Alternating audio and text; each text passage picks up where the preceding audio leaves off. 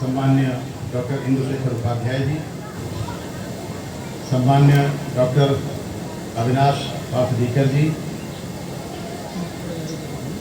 सम्माननीय पंडित रामपाल मिश्र जी,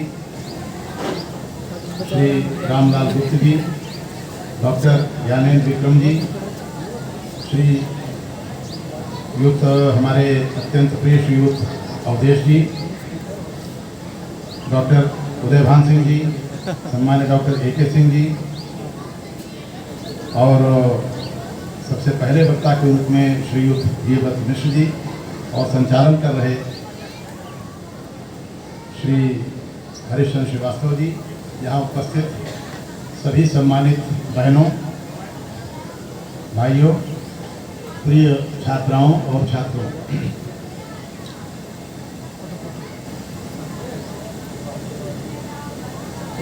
हमारे पूर्वजों ने अपने शरीर को प्रयोगशाला बनाया और सृष्टि के सत्य और रहस्य को जानने के लिए they devoted whole of their life, उन्होंने अपना पूरा जीवन समर्पित कर दिया एंड दे सक्सीडेड। उन्होंने सृष्टि के सत्य और रहस्य को समझा। इसलिए कहा गया ऋषियों मंत्र दृष्टारा, they were the realisers of truth and mystery behind this creation. उन्होंने किसी किताब में नहीं पढ़ा उसको, और तब उन्होंने कहा यद पिंडे तक ब्रह्मांडे। अगर आपको शरीर समझ में आ जाएगा तो पूरा ब्रह्मांड समझ में आ जाएगा। और जिस सत्य और रहस्य का उन्होंने साक्षात्कार किया, उसके आधार पर जो दर्शन, दृष्टि और विचार निर्मित हुआ, वही भारत है। भारत केवल भूखंड नहीं है, भारत एक दर्शन है, दृष्टि है, विचार है। और वह दर्शन, दृष्टि और विचार हमारे सामाजिक, आर्थिक, राजनीतिक, सांस्कृतिक जीवन का आधार है। यहाँ तक कि विज्ञान और तकनीक के मूल में भी वही दर्शन, दृष्टि और विचार है, जिसके आधार पर हम कहते हैं कि science and technology is for society, society is not for science and technology. पर आज उसी दर्शन, दृष्टि और विचार के आधार पर उन्होंने कहा वसुधैव कुटुंबकम। उनको यह लगा कि निर्गुण निराकार ब्रह्म के मन में यह विचार कि मैं अकेला हूँ, अनेक रूपों में प्रकट हूँ, सृष्टि के निर्माण का आधार है। यह परमात्मा ही है जो अनेक रूपों में हमारे सामने प्रकट हुआ है।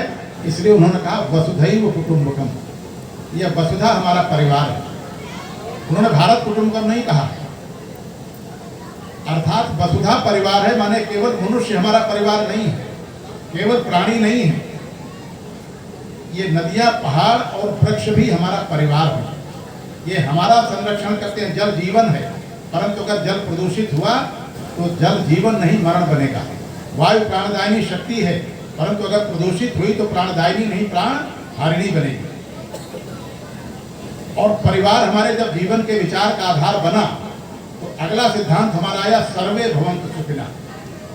क्योंकि परिवार में अगर कोई एक भी व्यक्ति दुखी है तो फिर कोई व्यक्ति सुख की अनुभूति नहीं कर सकता। कभी कोई बहुत परेशान दिखता है, भाई बड़े परेशान लग रहे हो, क्या होता है, माँ बीमार है, पिताजी बीमार है, बेटी बीमार है, बेटा बीमार है, और बहुत परेशान है तो पत्नी बीमार है। अब बीमार कोई और है और परेशान कोई और। ये भारतवर्ष है।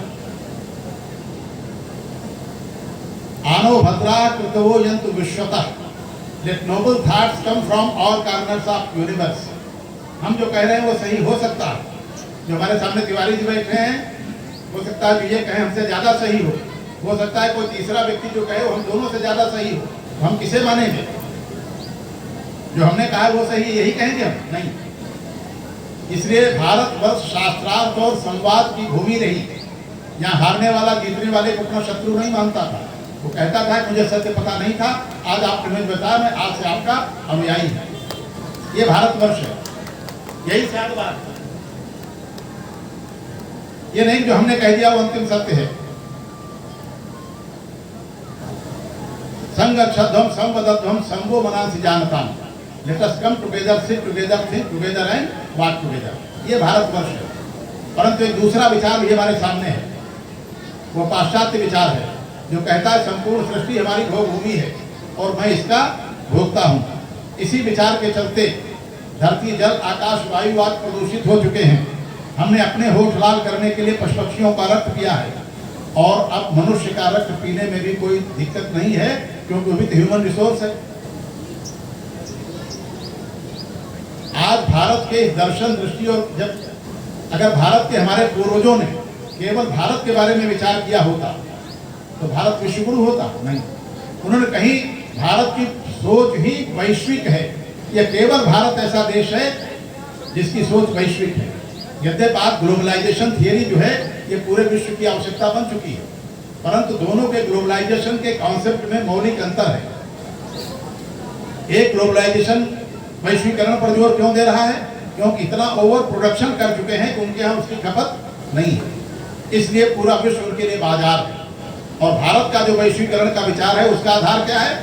भारत मानता है कि पूरा विश्व, पूरी वसुधा हमारा परिवार है। हम एक दूसरे का शोषण करने के लिए नहीं है, हम एक दूसरे के पूरक हैं। ये भारतवर्ष है और आज पूरे विश्व में जो संकट खड़ा है उसका समाधान अगर है तो केवल और केवल भारत का दर्शन दृष्टि और विचार है। वरना यूक्रेन और रूस में जो हो रहा है, जो हमास और इजराइल में हो रहा है, ये पूरे विश्व में होने वाला है। यूक्रेन और रूस में आप देख रहे हैं लाखों लोग मर चुके हैं, पर कोई पीछे हटने को तैयार नहीं, क्योंकि उनके जीवन के संचालन का आधार है स्वार्थ और अहंकार। पर भारत इन दोनों की को स्वीकार नहीं करता। और मैं तो त्रिपाठी जी का आभारी हूं। मैं अक्सर एक बात कहता हूं, विषय वो जो है उस पर चर्चा सामूहिक ही है, जो भारत खंड खंड में विचार नहीं करता। भारत हमेशा संपूर्णता में विचार करता है, इसलिए उन्होंने महिला और पुरुष को भी अलग अलग नहीं देखा। पर आज भारत विरोधी ये जानते हैं कि भारत तब तक नष्ट नहीं होगा जब तक परिवार का विचार नष्ट नहीं होगा। इसलिए उन्होंने परिवार के विचार को नष्ट करने के लिए अनेकों विमर्श चलाए हैं, जिनकी चर्चा करना आज शायद उचित नहीं है। कभी और बैठ करके बात करेंगे। नारी विमर्श,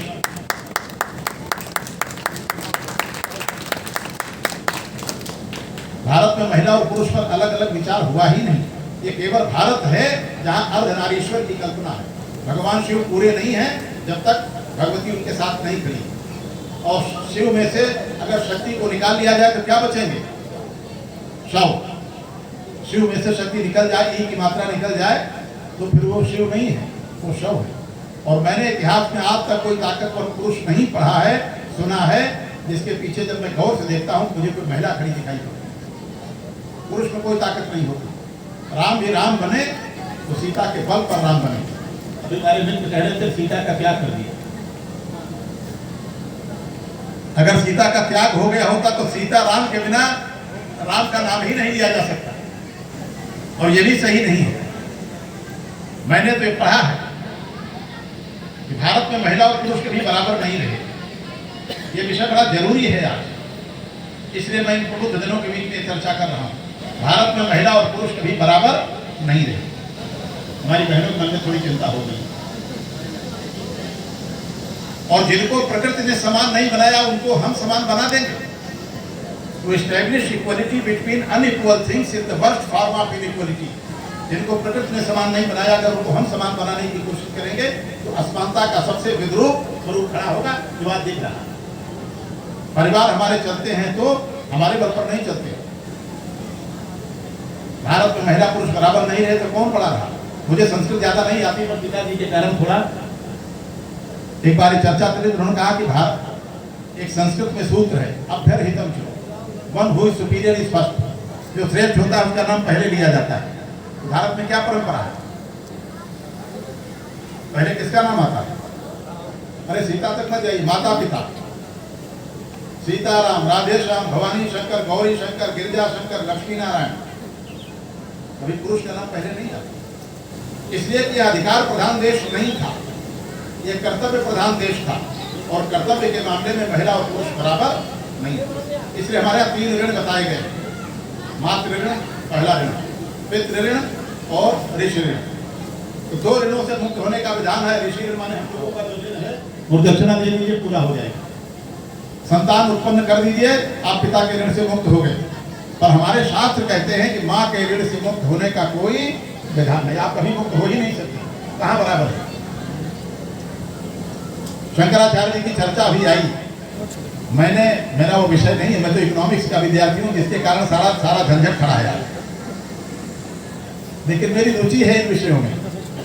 शंकराचार्य जैसा अद्भुत अवतार मैंने नहीं देखा, जिसने बिना शस्त्र उठाए सनातन धर्म की स्थापना कर दी। आज भी अगर बद्रीनाथ जाना हो तो 10-12 आदमी सोचता है, पर वो आदमी कालीकट से चल करके पूरे देश की परिक्रमा करता और 32 वर्ष में अपना काम पूरा करके चला जाता है। माँ का निधन हो गया, शंकराचार्य जी आ गए, उनका माँ का संस्कार मैं खुद करूंगा। सन्यासियों ने विरोध किया कि आप तो सन्यासी हैं, अग्नि का स्पर्श नहीं कर सकते। उनका माँ के लिए कोई नियम लागू नहीं होता और उन्होंने अपनी माँ का संस्कार किया। ये भारतवर्ष है। पूरे रामचरितमानस में कौशल्या कुछ नहीं बोलती, जो हो गया सब ठीक है, पर पुत्र को राज्याभिषेक के वनवास हो गया तो माँ का हृदय विद्रोह करता है। फिर जो कहती उसे पता लगता कौन बड़ा। जब केवल पितु आय सुता था तो जन जाओ जान बड़ी माता। अगर केवल तुम्हारे पिता ने कहा कि you need not to go and tell your father that mother has overruled your decision. तो आईजी साहब हमारे बैठे हैं, आईजी के आदेश को ये ओवररूल कर देगा, या हाई कोर्ट के जज को डिस्ट्रिक्ट जज ओवररूल कर देगा। लेकिन उनका कर्तव्य बोध देखिए, राम ने जैसे ही कहा कि केवल पिता का आदेश नहीं, इसमें माँ भी सम्मिलित है, कैकेयी भी है, तो कौशल्या स्टैंड्स विद ड्रॉन। जब पितुमात कहो बन जाना तो कानन शत अवश्य बना, बेटे तब तुम जाओ, तब वो जंगल तुम्हारे लिए 100 अयोध्या से बड़ा होगा। और यही हकीकत बनी। अगर राम जंगल न जाते तो राम राम नहीं होते। राम राम हुए ही जंगल जाने से। और वो भी हमारा एक और कहा गया, विद्या विवाद आय धनम मदाय शक्ति परेशान परिपीडनाय खलत से साधो विपरीत में तक ज्ञानाय दानाय च रक्षणाय। रावण से बड़ा विद्वान नहीं था कोई, और वो किसी की बात नहीं सुनता था, जो हमने कहा वही सही है। धनवान भी उससे कोई नहीं था, जिसने लंका सोने की सुरक्षित की धरती पर उससे बड़ा धनवान कौन था। और ताकतवर इतना था कि 10 दिक्पाल नतमस्तक थे। ताकत राम के पास भी है, पर राम जंगल गए, अस्य समूह देख रघुराया बहे सजल लोचन जल छाया। हड्डियों ढेर देख राम रोने लगते। उन्होंने पूछा तो मुनियों ने भी रो रो बताया कि निश्चर निकट सकल गुण खाए, सुन रघुनाथ नयन जल छाए। फिर राम रोने लगे और तब उन्होंने प्रतिज्ञा क्या की, निश्चरहीन करो मैं भुज उठाए प्रण की और सकल मुनिन के आश्रमन जाए जाए सुख दी। अब ताकत तो रावण के पास भी थी। रावण ताकत का उपयोग किस लिए करता था? मुनियों को खाने के लिए। और राम अपनी ताकत का उपयोग किस लिए कहते हैं? जो पीड़ित लोग हैं उनकी रक्षा के लिए। और जाके मुनियों को आश्वस्त करते हैं कि अब कोई राक्षस आपको पीड़ित नहीं कर पाएगा, मैं इस पूरी धरती को राक्षस विहीन कर दूंगा। अब प्रण तो राम ने कर लिया, पर प्रण पूरा कैसे हो? वो सीता निमित्त बनी। तुम पावक महा करो निवासा जब लग करो निशाचर। जब जब कोई पुरुष दुविधा में पड़ा है तो उस दुविधा से बाहर निकालती है महिला। लक्ष्मण जी से ने अपनी माँ से आदेश ले लिया कि मैं जंगल जाऊंगा भैया के साथ, पर उर्मिला के कक्ष की ओर बढ़ रहे हैं तो पैर कांप रहे हैं कि अगर उर्मिला मना कर देगी तब क्या करेंगे। पर जब कक्ष के सामने पहुंचते तो उर्मिला आरती लिए खड़ी है, आप जाइए मैं 14 वर्ष इंतजार करूंगी। लक्ष्मण जी दुविधा से बाहर हो। उन्हीं लक्ष्मण जी को वीर घातनी सांगी लगती है। हनुमान जी पूरा पहाड़ लेके आ रहे हैं, भरत जी को भ्रम हुआ कि कोई राक्षस है, उन्होंने बाण मारा, हनुमान जी नीचे आ गए, भ्रम दूर हो गया। हनुमान जी कहते हैं जाने दीजिए, नहीं तो लक्ष्मण जी नहीं बचेंगे। तो अगर आज की सुमित्रा होती तो क्या कहती? पत्नी के लिए हमारे बेटे का वध करा दिया। पर सुमित्रा कहती हनुमान जी चिंता मत करिए, हमारा एक बेटा और है, वो सवेरे लंका पहुंच जाएगा, राम अकेले नहीं है। उनके बगल में खड़ी उर्मिला क्या कहती है? हनुमान जी आप आराम से जाइए, निश्चिंत होकर जाइए, सूर्य में साहस नहीं है कि आपके पहुंचने से पहले वो उदय हो सके। ये ताकत है भारत में महिला की। और वो लड़ाई लक्ष्मण और मेघनाथ की नहीं थी, जो लड़ाई 2 सतियों की थी। सुलोचना भी सामान्य नारी नहीं है, जो बड़ी थी वो युद्ध जीत गई। इसलिए अगर भारत को समझना है तो भारत एक दर्शन है, दृष्टि है, विचार है। कभी नहीं कहा गया कि जो हमने कह दिया वो सही। आज वो सही हो सकता है, परंतु सत्य तो सत्य ही होता है। वो बार बार नहीं बदलता, पर उसकी युगानुकूल और देशानुकूल व्याख्या होती है। वो अलग अलग ऋषियों और मुनियों ने हमारे की उसकी पूरी एक श्रृंखला और परंपरा, पर सत्य एक ही है, वो रोज नहीं बदलता। इसलिए आज इन चीजों की जरूरत है। और हमारे यहाँ एक बात अक्सर कही जाती है कि 3 ऋण है हमारे यहाँ। There is one permanent and constant relationship. हम कुछ लेते हैं और कुछ देते हैं, परिवार हो, संस्था हो, समाज हो, देश हो।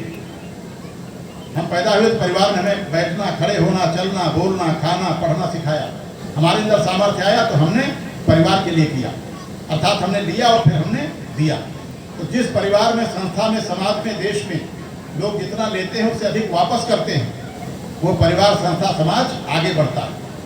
और जिस परिवार में, संस्था में, समाज में लोग लेते ज़्यादा हैं और देते समय मुंह मोड़ते हैं, उसका क्या हाल होगा? वो स्टेगनेट करेगा और डाइल्यूट कर जाएगा। इसलिए मैं त्रिपाठी जी का आपकी सराहना करना चाहूँगा। उन्होंने अपने परिवार को, अपने गांव को, अपनी जन्मभूमि को, जिसके कारण वो यहाँ तक पहुँचे, उसको समझा। उन्होंने शिक्षा को महत्वपूर्ण दिया। यद्यपि शिक्षा किसी की प्रायोरिटी है नहीं, न तो पढ़ने वालों की, न पढ़ाने वालों की, और समाज की भी प्रायोरिटी शिक्षा है क्या? है? पढ़ाने वालों की शिक्षा प्रायोरिटी नहीं, नौकरी करना प्रायोरिटी नहीं। वो अपवाद नियम का खंडन नहीं करते, अपवाद नियम का खंडन नहीं करते, rather they prove the law. अगर किसी नियम का कोई अपवाद न हो तो वो नियम है ही नहीं। अपवाद होंगे, हम ये नहीं कहते, लेकिन जनरल जो थियरी है वो एक छोटा उदाहरण आप देंगे। एक हम लोगों की आदत है, परिवार में एक बहुत सामान्य स्वयंसेवक था, एक छोटे कमरे में रहता था। मैं एक दिन पहुंच गए, बड़ा खुश हुआ, डॉक्टर साहब आ गए। पत्नी बैठ गई रसोई में, तब तक बेटा आया और हम लोगों के बीच से निकल गया। उसने कुछ गुड्डू पप्पू कहा, आओ प्रणाम करो, आके नहीं आया। फिर बुलाया, फिर नहीं आया। अंत में वही जो भारत है, गुड्डू को कहा भेजो उसको। तो फिर जब माँ ने कहा तो आया, प्रणाम किया, खड़ा हो गया। पिता ने पूछा पेपर कैसा हुआ? बेटे ने जो उत्तर दिया, हम आज तक तय नहीं कर पाए कि बेटा गलत था या बाप गलत था। उसने कहा ये बाप हैं, पूछ रहे हैं पेपर कैसा हुआ। सब लोग आए थे, वहां मदद कर रहे थे, यहाँ से पूछ रहे हैं पेपर कैसा हुआ। ये प्रायोरिटी है शिक्षा। और अभी बात हो रही थी, अगर शिक्षा है ठीक, तो nation is not built overnight.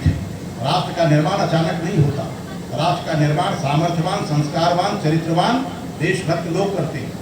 और ऐसे लोगों के निर्माण की व्यवस्था और प्रक्रिया का नाम शिक्षा है। शिक्षा का उद्देश्य रोजगार होना चाहिए, पर रोजगार ही नहीं। और मैं तो मानता हूं कि शिक्षा सामर्थ्य का सृजन अगर करती है, तो फिर शिक्षित व्यक्ति को आप समुद्र में फेंकिए, अपने लिए मार्ग तलाशेगा। आप जंगल में छोड़ाइए, अपने लिए मार्ग तलाशेगा। उसको नौकरी की चिंता नहीं होगी। पर आज लोग मिल जाते हैं, वो बेटे ने MA कर लिया, PhD भी कर लिया, कंप्यूटर डिप्लोमा भी कर लिया, भाई साहब कहीं उसको 4th क्लास एम्प्लॉई नहीं लगवा दी। ये हाल शिक्षा का हो गया। क्योंकि आप बैठे हैं शिक्षा जुड़े हुए लोग, इसलिए मैं हिम्मत ये कर रहा हूँ। I may be wrong, I wish I am wrong, पर देश की आज़ादी की लड़ाई अपने चरमोत्कर्ष पर थी। और हर वह व्यक्ति जो आज़ादी की लड़ाई से गहराई से जुड़ा था, जानता था कि अब देश आज़ाद हो जाएगा। Now it is difficult for Britishers to detain India the कानून। पर यह बात केवल एक व्यक्ति को समझ में आई कि freedom, independence and sovereignty matter, but what matters more is to sustain with independence, freedom and sovereignty over a period of time. To time हमारे लिए स्वतंत्रता, संप्रभुता मायने रखती है, पर ज्यादा मायने यह रखती है कि हम अपनी स्वतंत्रता और संप्रभुता को कैसे बनाए रखेंगे। कौन बनाए रखेगा? May be the case of individual, society, family और नेशन। कौन करेगा? वही व्यक्ति, वही समाज लंबे समय तक स्वतंत्र रह सकता है जो शिक्षा और ज्ञान की दृष्टि से स्वतंत्र और संप्रभु। इसलिए भारत को शिक्षा और ज्ञान की दृष्टि से एक ही व्यक्ति ये समझ पाया था, बाकी कोई नहीं समझ पाया था कि अगर भारत को शिक्षा और ज्ञान की दृष्टि से स्वतंत्र तो हो जाएगा, पर ये फिर पराधीन हो जाएगा। इसलिए भारत को शिक्षा और ज्ञान की दृष्टि से स्वतंत्र बनाने की बात समझ में केवल और केवल एक व्यक्ति को आई। कौन थे भाई? अवधेश जी।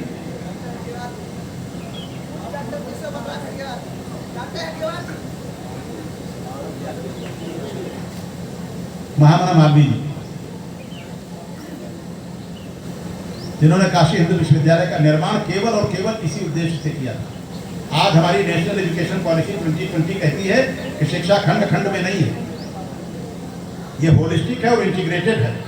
ये बात तो हमारी समझ में आती है कि शिक्षा खंड खंड, ये प्राइमरी है, ये सेकेंडरी है, ये हायर है, ये टेक्निकल एजुकेशन है, ये मेडिकल है, ये सोशल साइंस है, ये अलग अलग नहीं है। हमने जहाँ कहा था कि अगर सोसाइटी और टेक्नोलॉजी अलग अलग हो जाएंगे तो फिर साइंस एंड टेक्नोलॉजी इस फॉर सोसाइटी बात नहीं हो पाई। और यह बात केवल भाषण में नहीं, मालवीय जी ने इसका स्वरूप खड़ा किया था जो काशी हिंदू विश्वविद्यालय है। BHU begins from nursery, 4 primary school हैं इसमें, 4 इंटर कॉलेज हैं and goes to any stage of higher education. कोई विषय ऐसा नहीं जो उसमें नहीं है।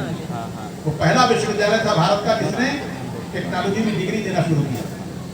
ये बात बहुत कम लोग जानते हैं। हमारी पढ़ाई तो इलाहाबाद विश्वविद्यालय से हुई, उसके हमसे university the best of Allahabad, जो हमारा मेटल है। लेकिन जब ये बात मैं कहता हूँ तो उसमें BHU सम्मिलित नहीं है। You can not compare BHU with any other university. वो सर्व विद्या की राजधानी, उसका कोई ठीक है और शिक्षा खंड खंड में नहीं है। इसलिए जो त्रिपाठी जी ने काम शुरू किया है, क्योंकि शिक्षा ही वह उपकरण है। Education is a tool not only to enlighten human minds but also their hearts. और अगर शिक्षा लोगों के केवल मस्तिष्क का परिष्कार कर रही है, उनके हृदय को परिमार्जित नहीं कर रही है, तो वो शिक्षा अपने उद्देश्य में पूरी नहीं होगी। आज शिक्षा हमारा मस्तिष्क तो ठीक कर रही है, हम तिकड़म तो समझ ले रहे हैं, हम अपने अधिकार जानते हैं, पर हमारा हृदय परिमार्जित नहीं हुआ, इसलिए शिक्षा अपने उद्देश्य में पूरी नहीं हो पाई। ये बात केवल मालवीय जी समझते थे, इसलिए उन्होंने गीता प्रवचन का साप्ताहिक व्यवस्था भी उसी विश्वविद्यालय में की है। गीता भवन भी है वहाँ, जो किसी विश्वविद्यालय में नहीं। ये अलग बात है 32 साल से बंद था, हमने उसको शुरुआत उसकी कराई थी। तो ये चीजें हैं जिनको हमें समझना चाहिए और इसलिए त्रिपाठी जी ने जो प्रयास किया है, आज जैसे कानून तो बनते हैं, सब काम सरकार कर नहीं सकती और सब काम सरकार को करना भी नहीं चाहिए, पर आज हमारे समाज का स्वभाव क्या बन गया है, सब सरकार करेगी, हमको कुछ नहीं करना। ये सोच समाज की दूरदृष्टि से ठीक नहीं है। हम आत्मनिर्भर बने तब देश आत्मनिर्भर बनेगा, और हम अगर परजीवी हैं तो देश आत्मनिर्भर कहाँ से बनेगा। इसलिए शिक्षा ही है जो इन चीज़ों से हमें जोड़ती है। वरना देखिए, महिलाओं के सम्मान और सुरक्षा का कानून तो बना, ये धोबी पर हम खड़े हैं, त्रिपाठी जी ज़्यादा जानते होंगे, 18 कानून हैं, पर जब अखबार पढ़ो तो कोई न कोई दुर्घटना सामने आती है।